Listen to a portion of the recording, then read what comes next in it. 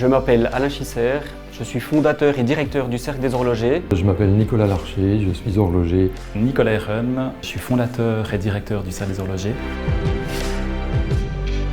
L'histoire entre le Cercle des Horlogers et Spic Marin est née principalement sur une aventure humaine, une rencontre entre Christelle Ross-Noblet et les équipes du Cercle des Horlogers. On partage une même vision, on a une synergie de talents, notamment sur la créativité avec les designers qui nous challengent sans cesse pour repousser les limites de la technique horlogère, de notre savoir-faire.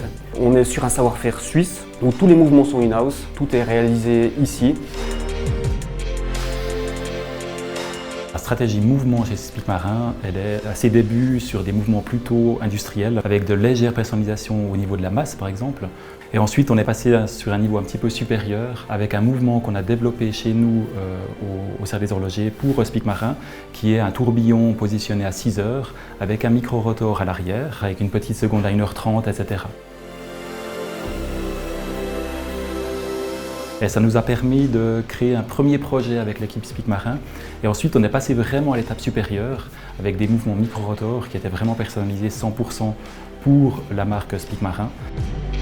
Les micro-rotors dans les montres, c'est la source d'énergie. Habituellement, ces rotors font tout le diamètre du mouvement. Dans les montres Spic Marin, ils ont la spécificité d'être petits, donc de permettre de laisser de la place pour le reste du mouvement et de s'intégrer aussi dans un design spécifique. Donc on a commencé avec l'open work, on a évolué avec la dual time.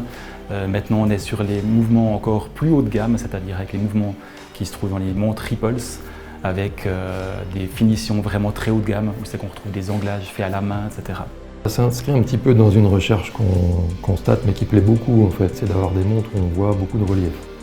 Quand vous avez du relief, vous avez de la profondeur, que vous avez des phénomènes d'ombre, de lumière qui vont se produire quand vous inclinez le bras, le poignet, c'est tout de suite plus attrayant. Et objectivement, c'est plus beau, c'est plus intéressant. Ces prochaines années, chez Spic Marin, on va retrouver des nouveaux calibres, des nouveaux projets, toujours dans l'innovation, en poussant la technique jusqu'au bout, des choses qui sont nouvelles, avec toujours ce respect des valeurs, avec des montres qui sont audacieuses et créatives.